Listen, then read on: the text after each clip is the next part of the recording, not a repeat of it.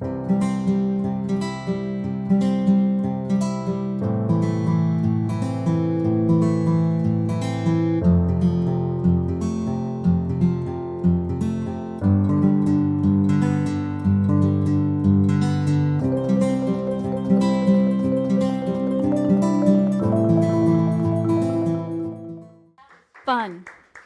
All you need is love. You know, when I started working on today's lesson about love, I thought, oh my gosh, what could possibly be left to say about love? We talk about love nearly every Sunday in some way or fashion. So I went to some of my books about love. How to Love, The Way of Love, Love Heals, The Laws of Love, Love is Strong as Death, The 5 Love Languages. Oh my gosh, I have to learn new languages. Life is for Loving, The Prospering Power of Love, Whatever Arises, Love That, The Mastery of Love, God Alone is Love, Love Imperfectly Known, The Invitation to Love. Oh, I was exhausted. But they kept going and coming and coming and coming. Now, these were the books that just happened to be in my library. All these books about love. Now, this didn't even include the poems, the sonnets, the operas, the plays. This was just books with love in the title. Wasn't anything about any other books. My gosh, we've written a lot about love. And we still kind of get confused about what love is, don't we? So I turned to Charles Fillmore, Unity co-founder, and in the revealing word, Charles Fillmore says, of all the attributes of God, of all the attributes of God, love is undoubtedly the most beautiful. Love is what binds us together, us as humanity, one with another. And no one is left out of that love. No one. Nope, not that one. When I look in the world, in my world, and I see those that are easy to love, I say, sure, of course, everybody's in that circle of love. And that one that's hard to love, that one that pushes my last button, they're in that circle of love as well. Nobody. So you think of all the people that trigger you, that startle you, that get you all worked up, that get you honking your horn and saying things that you might not normally say under normal circumstances. Think of them. And they are in that circle of God's love too. No one is left out. That's the beauty of love. Love is that harmonizing quality that brings us to our goodness and our goodness to us. Love is that attracting power. Some people call it the law of attraction, but it is love that draws us to the people, the experiences, the life that is joyful and harmonious and loving. Love heals all of those relationships, all of those things that go awry in our life. It's love that heals them. That does not mean that love is not without boundaries. Because sometimes we have to teach people how to love us, and we have to learn how to love people. But no one is out of that circle.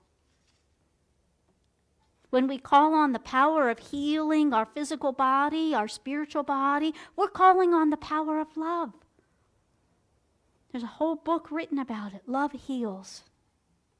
That's what Charles Fillmore says about love. Oh, I love those words. And he says that love is like the sun. It shines for the pure joy of shining.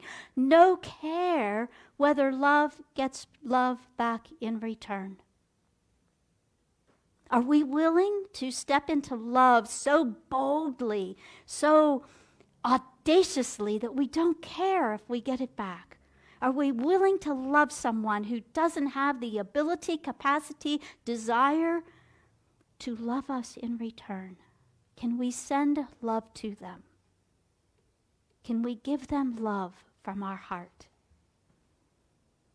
It doesn't require that we go to have dinner with them, or we sit for tea, or we share time, but we can still love them.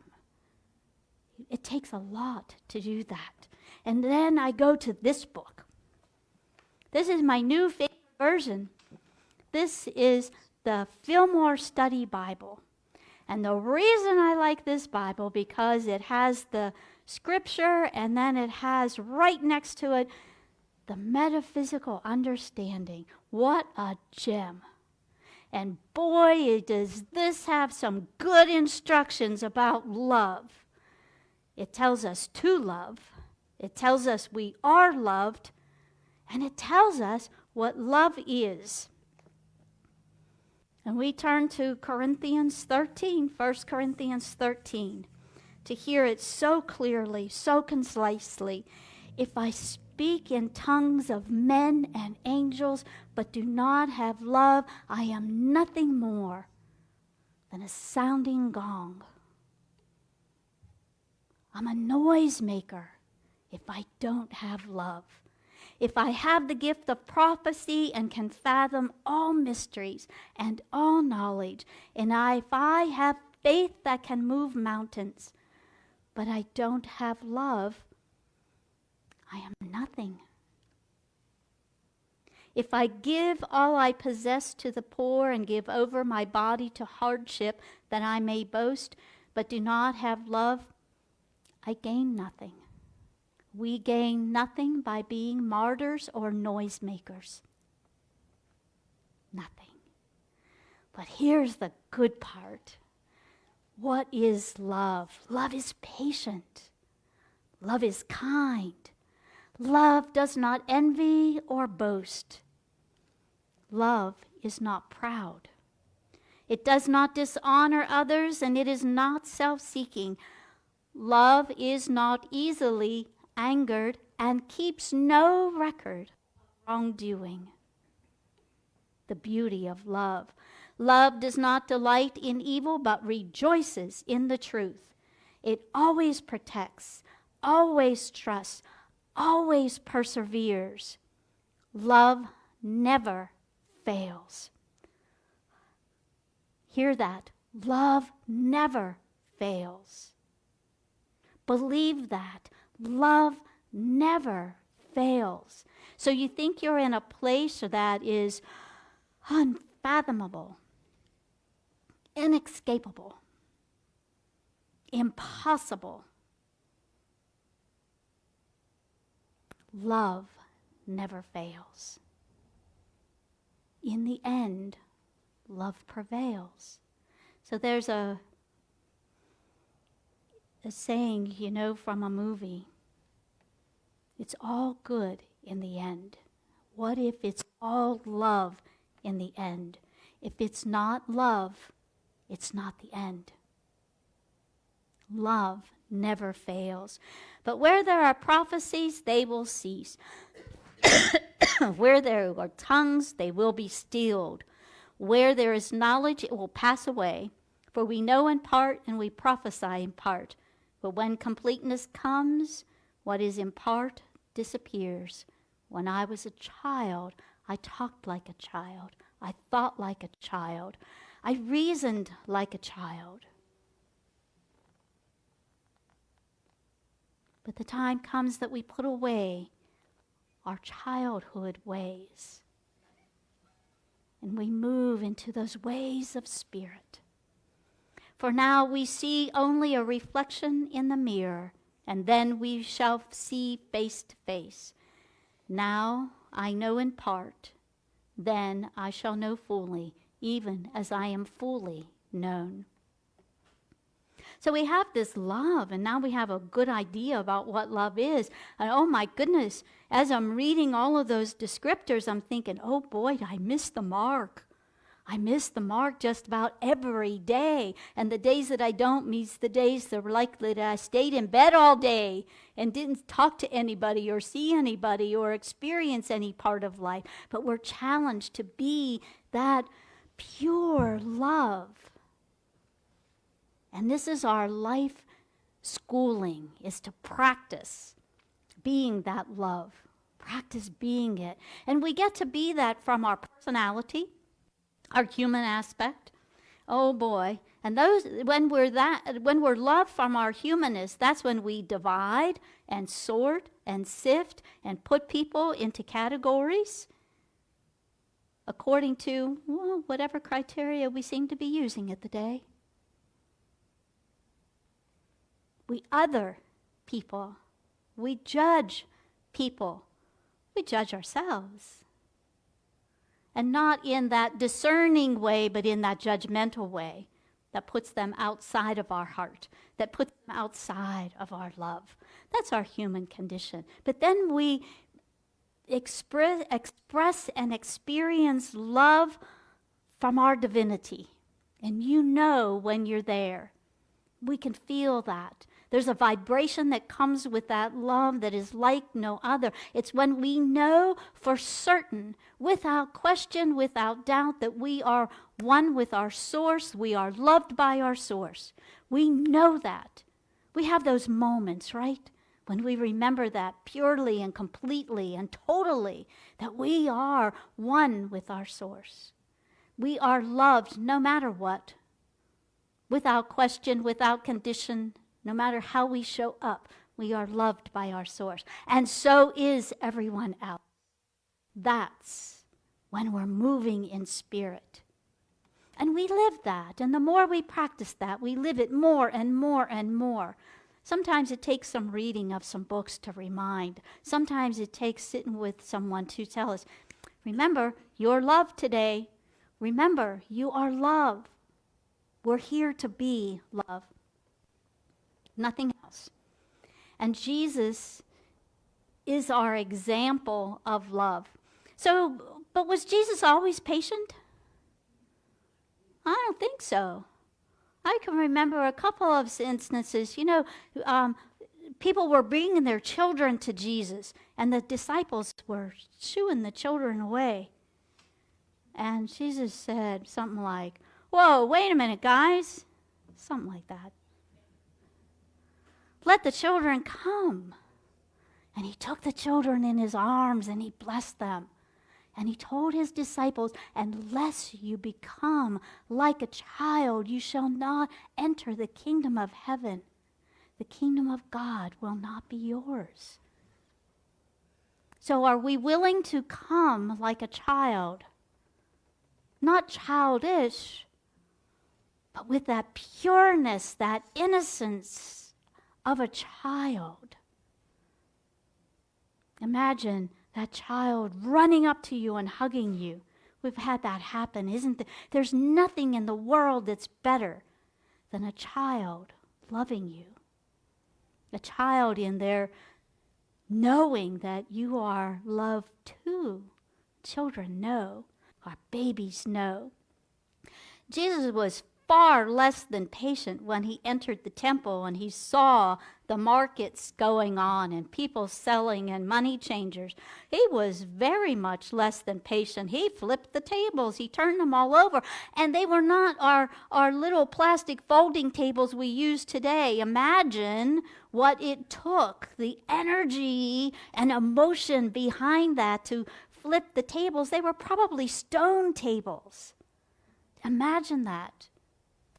But he was moving from his divine. He was turning the tables, making things right in the temple. Remember what he said to them. My house will be called a house of prayer, but you have made it a den of robbers.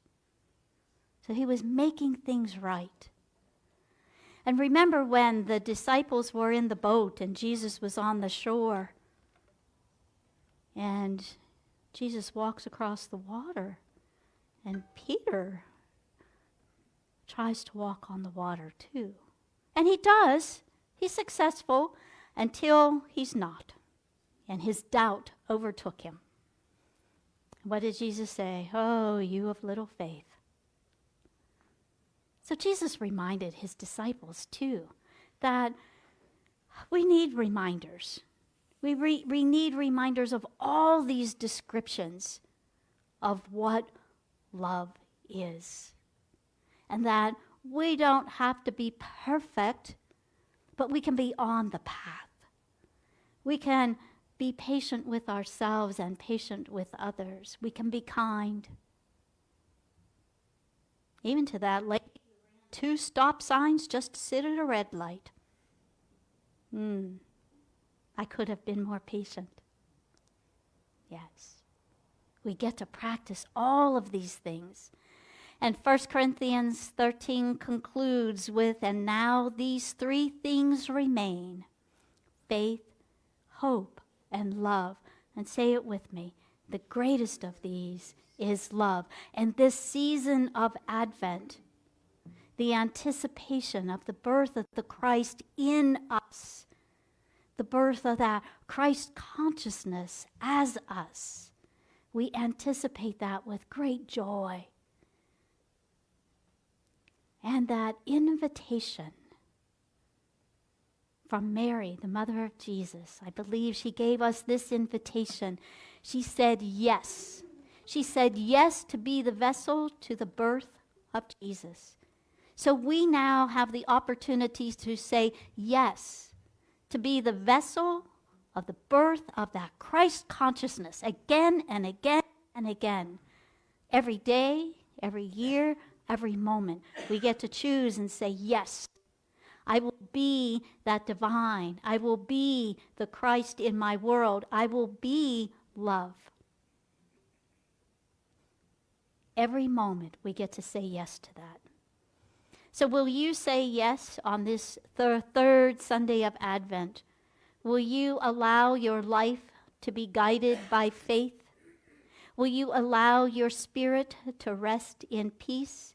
And will you allow the birth of love today? And it only feels right that we conclude as we always do. Let all you do be done in love. Namaste.